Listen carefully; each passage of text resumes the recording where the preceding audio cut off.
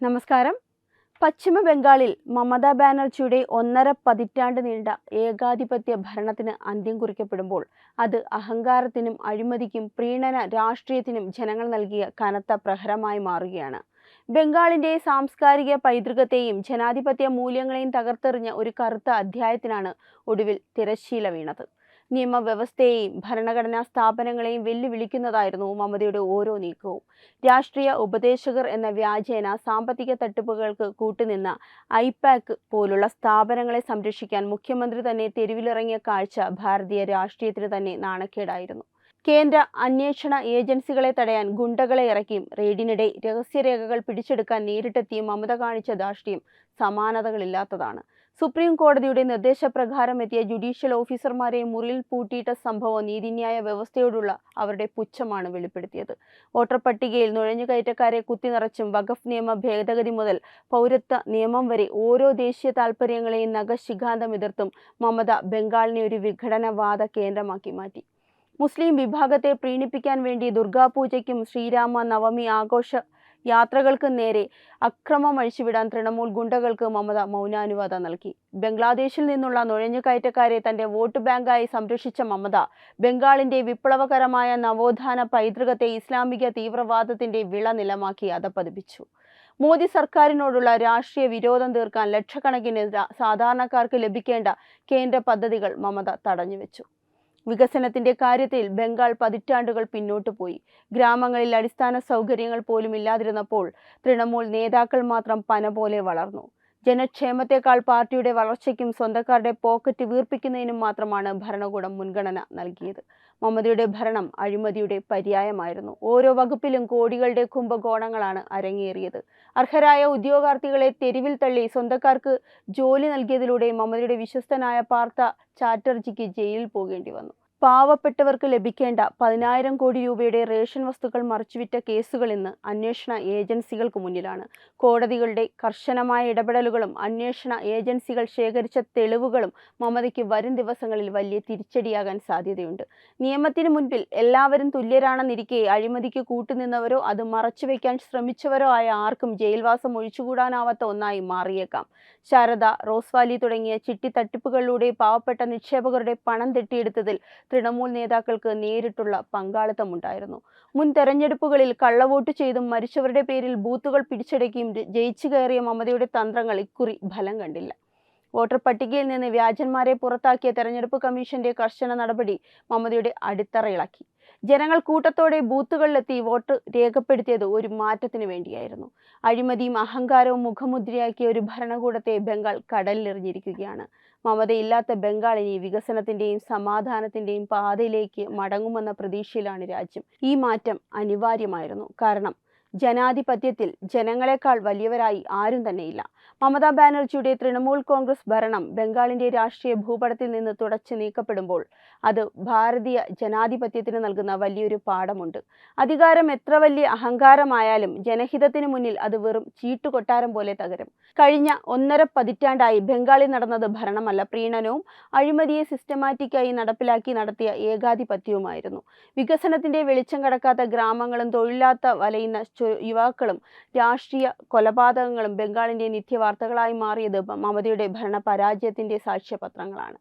കേന്ദ്ര പദ്ധതികളെ രാഷ്ട്രീയ വൈരാഗ്യത്തിന്റെ പേരിൽ തടഞ്ഞു വെച്ചതിലൂടെ ബംഗാളിലെ ദരിദ്ര ജനവിഭാഗത്തോട് മമത ഏറ്റവും വലിയ ക്രൂരത കാട്ടി. സൗജന്യ ചികിത്സയും കിസാൻ സമ്മാൻ നിധിയും അടക്കമുള്ള ആനുകൂല്യങ്ങൾ നിഷേധിക്കപ്പെട്ട ഒരു ജനതയുടെ രോഷമാണ് പോളിംഗ് ബൂത്തുകളിൽ ഇരമ്പി കയറിയത്.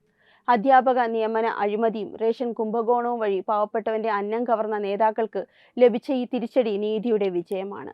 ബംഗാളിലെ സാംസ്കാരിക പൈതൃകത്തെ അപമാനിക്കുന്ന തരത്തിൽ ഇസ്ലാമിസ്റ്റ് തീവ്രവാദികൾക്ക് തണലൊരുക്കിയും നുഴഞ്ഞുകയറ്റക്കാരെ വോട്ട് ബാങ്കാക്കി സംരക്ഷിച്ചതും മമതയുടെ രാഷ്ട്രീയ അന്ത്യത്തിന് ആക്കം കൂട്ടി.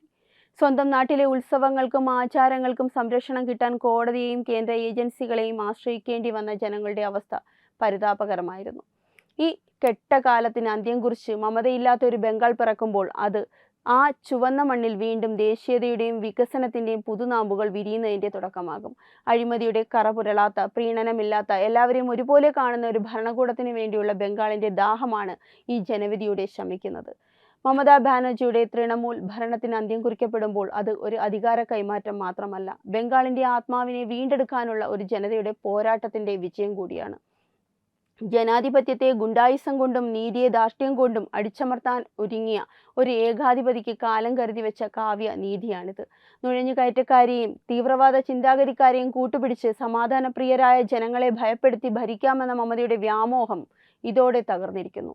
ഭാരതത്തിന്റെ നവോത്ഥാന നായകരെ സംഭാവന ചെയ്ത പുണ്യഭൂമിയെ വർഗീയതയുടെയും അക്രമത്തിന്റെയും കേന്ദ്രമാക്കി മാറ്റിയ തൃണമൂൽ രാഷ്ട്രീയത്തിനി തിരിച്ചുവരവില്ലാത്ത വിധം ജനങ്ങൾ വിധിയെഴുതി കഴിഞ്ഞു.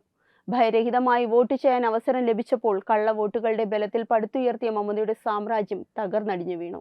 മമതയില്ലാത്ത ബംഗാളിനി എങ്ങനെയൊക്കെയാവും? മമത എന്ന ഏകാധിപതിയുടെ നിഴലൊഴിഞ്ഞു മാറുമ്പോൾ വികസന മുരടിപ്പിന്റെ ഇരുണ്ട പാതയിൽ നിന്നും ബംഗാൾ ഒരു പുതിയ ഉദയത്തിലേക്ക് കണ്ണു തുറക്കുകയാണ്. കേന്ദ്ര പദ്ധതികളെ രാഷ്ട്രീയ വൈരാഗ്യത്തിന്റെ പേരിൽ പടിക്കു പുറത്തു നിർത്തിയ കറുത്ത നാളുകൾ അവസാനിച്ചു. ഇനി വരുന്നത് ആയുഷ്മാൻ ഭാരതിലൂടെ പാവപ്പെട്ടവർക്ക് മികച്ച ചികിത്സ ഉറപ്പാക്കുന്ന, കിസാൻ സമ്മാൻ നിധിയിലൂടെ കർഷകരുടെ അക്കൗണ്ടിലേക്ക് നേരിട്ട് പണമെത്തുന്ന, ജൽജീവൻ മിഷനിലൂടെ ഓരോ വീട്ടിലും ശുദ്ധജലം എത്തുന്ന ഒരു ബംഗാളായിരിക്കും. വിനാശകരമായ സിൻഡിക്കേറ്റ് രാജിന് അന്ത്യം കുറിക്കപ്പെട്ടതോടെ ലോകമെമ്പാടുമുള്ള നിക്ഷേപകർ കൊൽക്കത്തയിലേക്കും ഹാൽദിയയിലേക്കും ഒഴുകും. IT മേഖലയും വ്യവസായശാലകളും വീണ്ടും സജീവമാകുന്നതോടെ ബംഗാളി യുവാക്കൾക്ക് തൊഴിലിനായി മറ്റ് സംസ്ഥാനങ്ങളെ ആശ്രയിക്കേണ്ടി വരില്ല.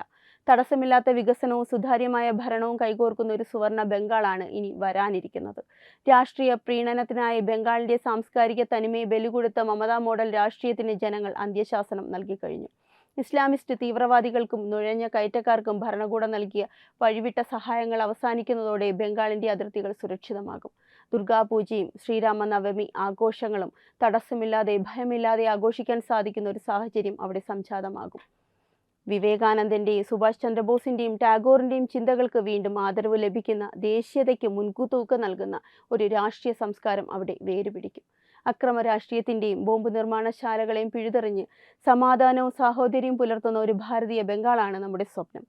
ആ മാറ്റം ഇതാ യാഥാർത്ഥ്യമായി കൊണ്ടിരിക്കുന്നു. ഭരണകൂടം തന്നെ കൊള്ളസംഘമായി മാറിയ ഒരു ദുരവസ്ഥയ്ക്കാണ് ബംഗാളിൽ അന്ത്യമാകുന്നത്. അധികാരത്തിന്റെ തണലിൽ തടിച്ചുകൊഴുത്ത അഴിമതിക്കാരെ നിയമത്തിന് മുന്നിൽ കൊണ്ടുവരുന്ന ഒരു ശുദ്ധീകരണ പ്രക്രിയയ്ക്കാണ് ഇനി ആ മണ്ണ് സാക്ഷ്യം വഹിക്കാൻ പോകുന്നത്. പാവപ്പെട്ടവന്റെ റേഷനരി കടത്തിയവരും അർഹരായ ഉദ്യോഗാർത്ഥികളുടെ സ്വപ്നങ്ങൾ വിറ്റ് കോടികൾ സമ്പാദിച്ചവരും അഴിക്കുള്ളിലാകുന്നതോടെ ബംഗാളിൽ നീതി പുനഃസ്ഥാപിക്കപ്പെടും. ഗുണ്ടാരാജിന് അന്ത്യം കുറിച്ച് സാധാരണക്കാരന് പോലീസിനെയും നിയമവ്യവസ്ഥയും ഭയമില്ലാതെ സമീപിക്കാവുന്ന ഒരു സാഹചര്യം അവിടെ നിലവിൽ വരും. രാഷ്ട്രീയ വിവേചനമില്ലാതെ എല്ലാ ജനവിഭാഗങ്ങൾക്കും തുല്യനീതി ഉറപ്പാക്കുന്ന ഒരു മാതൃകാ ഭരണത്തിലേക്കാണ് ബംഗാൾ ചുവടുവയ്ക്കുന്നത്. തൃണമൂൽ കോൺഗ്രസ് ഏൽപ്പിച്ച ആഴത്തിലുള്ള മുറിവുകൾ ഉണക്കി സുതാര്യതയും സത്യസന്ധതയും മുഖമുദ്രയാക്കിയ പുതിയൊരു ഭരണം ബംഗാളിനെ ഭാരതത്തിന്റെ മുൻനിരയിലേക്ക് വീണ്ടും നയിക്കും. ഇനി വരുന്നത് വികസനത്തിന്റെ പുതിയ പുലരിയാണ്. കേന്ദ്ര പദ്ധതികൾ തടസ്സമില്ലാതെ സാധാരണക്കാരിലേക്ക് എത്തുന്ന, അഴിമതിരഹിതമായ സാംസ്കാരിക പൈതൃകത്തിന് വില കൽപ്പിക്കുന്ന ഒരു പുതിയ ബംഗാൾ. മമതയുടെ അഹങ്കാരത്തിന് അന്ത്യം കുറിച്ച ഈ ജനവിധി ഭാരതത്തിലെ എല്ലാ ജനദ്രോഹ ഭരണകൂടങ്ങൾക്കും ഒരു താക്കീത് കൂടിയാണ്. വികസനത്തിന്റെ പാതയിൽ ബംഗാൾ വീണ്ടും ഒന്നാമതെത്തുന്ന കാലത്തിനായി നമുക്ക് കാത്തിരിക്കാം. അഴിമതിയും അക്രമവും ഇല്ലാത്ത, മമതയില്ലാത്ത സുന്ദരമായ പുതിയ ബംഗാളിന് സ്വാഗതം. വെബ് ഡെസ്ക് തത്തുമൈ ന്യൂസ്. വിട്ടുവീഴ്ചയില്ലാത്ത നിലപാടുകളുമായി ദേശീയതയുടെയും സമാജത്തിൻ്റെയും ശാക്തീകരണത്തിനു വേണ്ടി തത്വമയിയുടെ ജൈത്രയാത്ര തുടരുകയാണ്. യൂട്യൂബിൽ മാത്രം തത്വമയിക്ക് 10 ലക്ഷം സബ്സ്ക്രൈബേഴ്സിലേക്ക് എത്താൻ ഏതാനും ചുവടുകൾ മാത്രമാണ് ബാക്കി. മറ്റ് സോഷ്യൽ മീഡിയ പ്ലാറ്റ്ഫോമുകളിലും തത്വമയിയുടെ നിറസാന്നിധ്യം തുടരുകയാണ്. ഈ അവസരത്തിൽ ഞങ്ങൾക്ക് നിങ്ങളോടുള്ള അഭ്യർത്ഥന ഞങ്ങളോടൊപ്പം നിൽക്കുക എന്നുള്ളതാണ്. നിങ്ങൾ ഉപയോഗിക്കുന്ന ഏത് സോഷ്യൽ മീഡിയ പ്ലാറ്റ്ഫോം ആണെങ്കിലും ഞങ്ങളുടെ വരിക്കാരാകുക, ഞങ്ങളെ സബ്സ്ക്രൈബ് ചെയ്യുക. നിങ്ങളുടെ സുഹൃത്തുക്കളിലേക്ക് തത്വമയിയുടെ ഈ സന്ദേശം പ്രചരിപ്പിക്കുക. ഞങ്ങളോടൊപ്പം നിൽക്കൂ, രാഷ്ട്രത്തോടൊപ്പം നിൽക്കൂ, ദേശീയതയ്ക്കൊപ്പം സഞ്ചരിക്കൂ.